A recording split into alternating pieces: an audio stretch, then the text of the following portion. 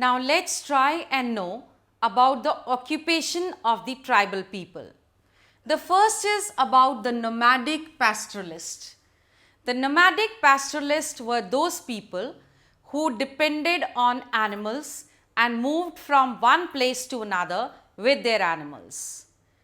They generally lived on milk, and what they sold was the milk, ghee and other products for buying utensils, cloth, grains from these settled communities. Then there were some like Banjaras, as they were called, who moved in caravans. They generally moved in groups. And the caravan of the Banjaras was called as Tanda.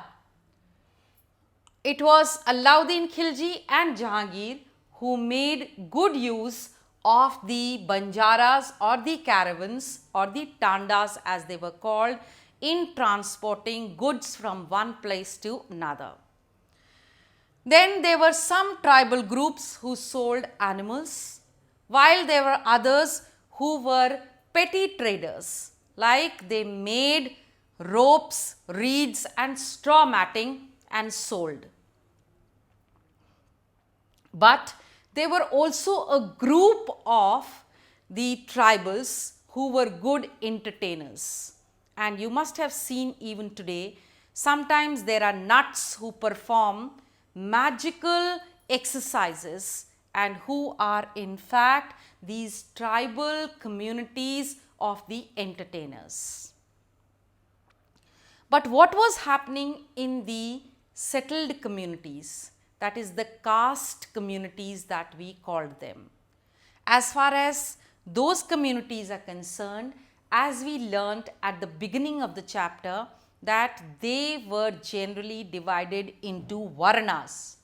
But now the change that came about was that instead of Varnas, it was the Jatis which took a prominent position.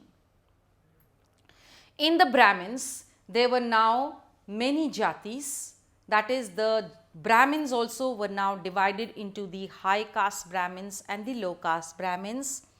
As far as the Kshatriyas are concerned, the new Jati which emerged were the Rajputs, who started occupying, as I said, a prominent position in the society and started becoming the kings and fearless nobles and warriors.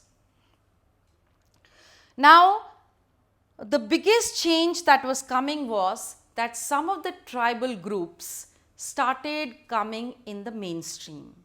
That is, they started becoming a part of the caste-based society.